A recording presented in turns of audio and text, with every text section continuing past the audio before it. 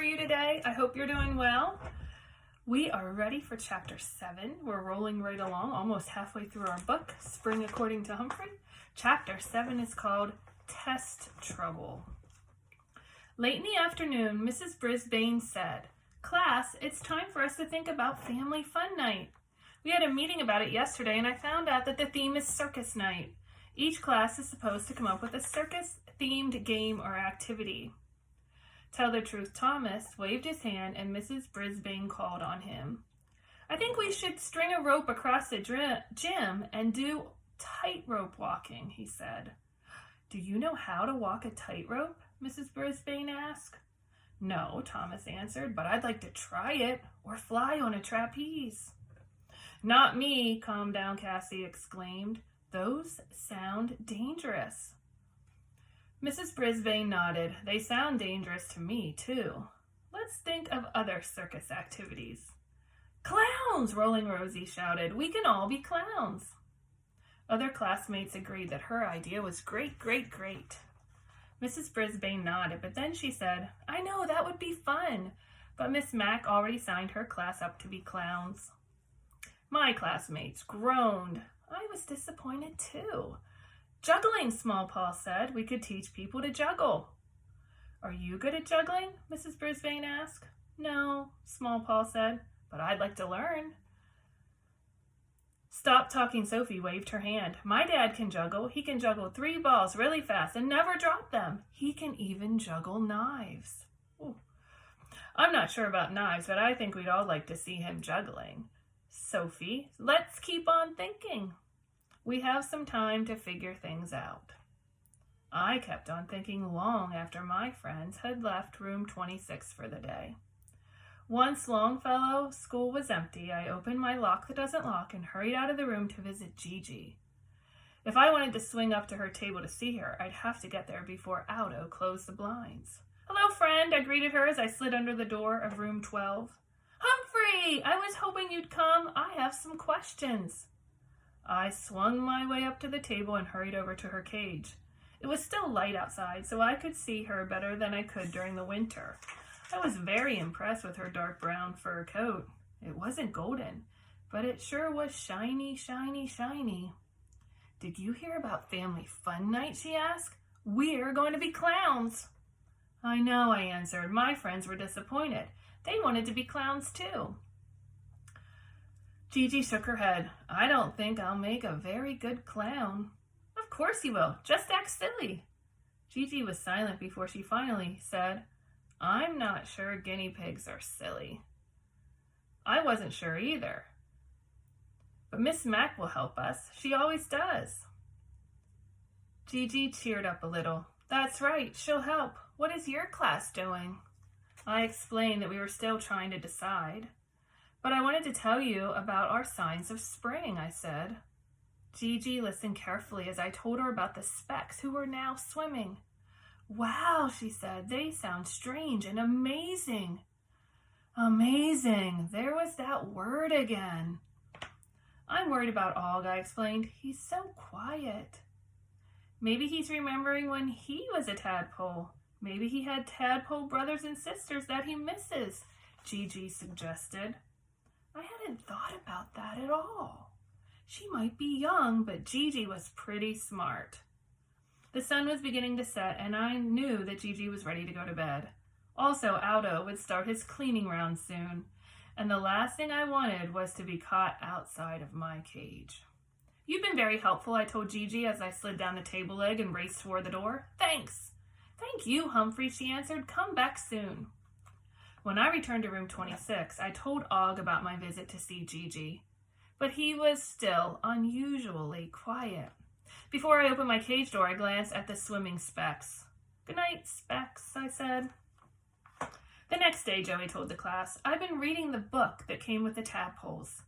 They have breathing gills like fish, but skin will grow over them, and then after a while they'll grow legs." He held up a bag.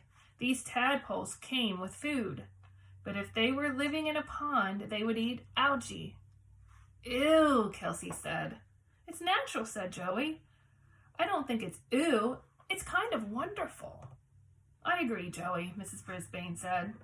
I heard a groan from across the room. "What is it, Nicole?" Mrs. Brisbane asked. "I want to see their legs today," Nicole complained. Nicole doesn't like to wait. I guess that's why I call her Not Now Nicole. "But it will be fascinating to watch each stage," Mrs. Brisbane said. My teacher was almost always right, but this time I wasn't so sure. When Aldo turned on the lights that night, he was strangely quiet. He didn't say, "Never fear, 'cause Aldo's here," or "How are you, my favorite friends?" He just pushed his cart into the room and started sweeping. Once he stopped to yawn loudly. "Sorry, guys, I've been studying for 2 tests tomorrow. These are the big ones," he said, "and I have a history paper too." "You can do it, Aldo," I said.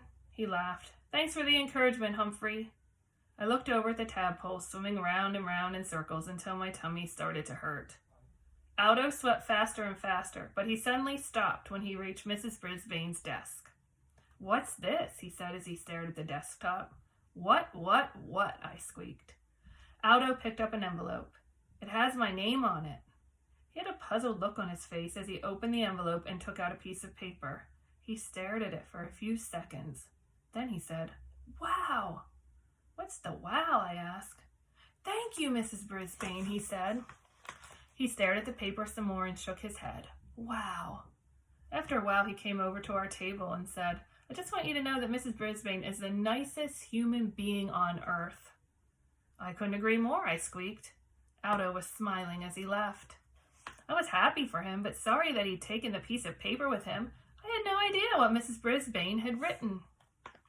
Much later, after Aldo's car left the parking lot, I took out my notebook and tried to think about circus activities for family fun night.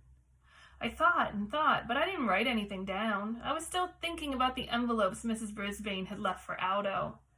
"Og," I asked my neighbor, "do you know anything about circuses?" Actually, I was surprised when he replied with a loud boing. It was the first sound I'd heard coming from him in days. At least he hadn't lost his voice. "I think there are funny people dressed as clowns," I said, "and maybe tightrope walkers. But what else?" Og dived off a rock and into the water side of his tank and began to splash. "Animals," I said. "I think animals perform, like elephants and tigers and leopards." I stopped cold and glanced at the aquarium. Joey had told me the specks would turn into leopard frogs. "Oh," I said. "Oh, do you remember? The specks? Tadpoles? Will be leopard frogs?" Og splashed like crazy. I raced to the far side of my cage to avoid the water. Hamsters don't like to be wet. "But you'll still be the only green frog in room 26, I squeaked. The splashing didn't stop. Mrs. Brisbane had told us that Og was a green frog called Rana clamitans. It was a fancy name for a plain old frog, I thought. "Of course, I think green frogs are the nicest," I said. "Just wanted to let you know." Og stopped splashing and floated in the water.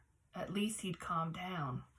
"I'm sure our friends will come up with great ideas for family fun night," I said. "They are unsqueakably smart." "Boing," he agreed. It was the first time he'd agreed with me in a while. Since Og seemed calmer, I opened my lock that doesn't lock and scurried over to his tank. "Og, do you remember being a tadpole?" I asked.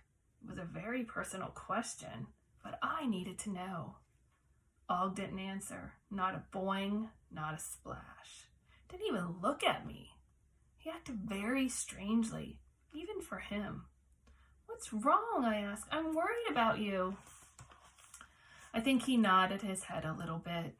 "Look," I squeaked, "it doesn't bother me at all that you once were a tadpole. It doesn't bother me at all." I crossed my toes because what I said wasn't exactly true. Like Joey said, it's kind of wonderful, I added, even though I still wasn't sure about that. I crossed my toes harder. "Boing," Og replied. He didn't make another sound the whole night. In the morning, all my friends entered room 26 and ran straight to the aquarium to see if the tadpoles had grown. Slow Down Simon groaned when he got there. "They haven't changed a bit." "It's going to take a while," Joey reminded him. Simon groaned again. Only one student didn't look at the tadpoles. Calm down, Cassie. She went right to her chair and stared down at the top of her table.